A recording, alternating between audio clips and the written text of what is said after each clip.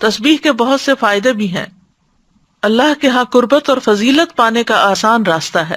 رسول اللہ صلی اللہ علیہ وسلم نے فرمایا، تم لوگ اللہ کی عظمت کا جو ذکر کرتے ہو، یعنی تسبیح، تحلیل اور تحمید کے الفاظ کہتے ہو، وہ عرش کے ارد گرد چکر لگاتے ہیں.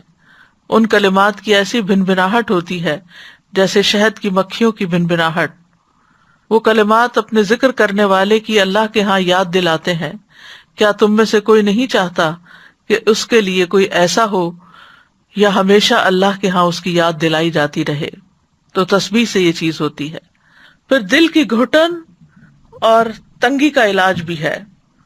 قرآن مجید میں آتا ہے وَلَقَدْ نَعْلَمُ أَنَّكَ يَضِيقُ صَدْرُكَ بِمَا يَقُولُونَ فَسَبِّحْ بِحَمْدِ رَبِّكَ وَكُن مِّنَ السَّاجِدِينَ وَاعْبُدْ رَبَّكَ حَتَّى يَأْتِيَكَ الْيَقِينُ.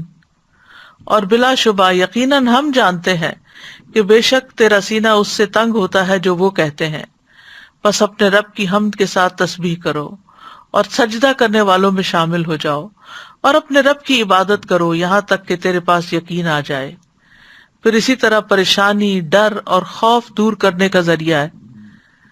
رسول اللہ صلی اللہ علیہ وسلم نے فرمایا، جو رات سے خوف کھائے کہ وہ اسے پریشان کرے گی، یا مال خرچ کرنے سے بخل کرے، یا دشمن سے مقابلہ کرنے سے ڈرے، تو اسے چاہیے کہ وہ اس قول کی کثرت کر دے، سبحان اللہ و بحمدہ، کیونکہ یہ اللہ کے نزدیک سونے کا پہاڑ اللہ عز و جل کے راستے میں خرچ کرنے سے زیادہ محبوب ہے.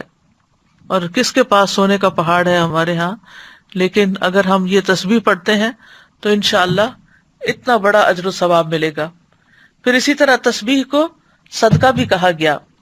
نبی صلی اللہ علیہ وسلم نے فرمایا، تم میں جو آدمی صبح کرتا ہے تو اس کے ہر جوڑ پر صدقہ لازم ہے.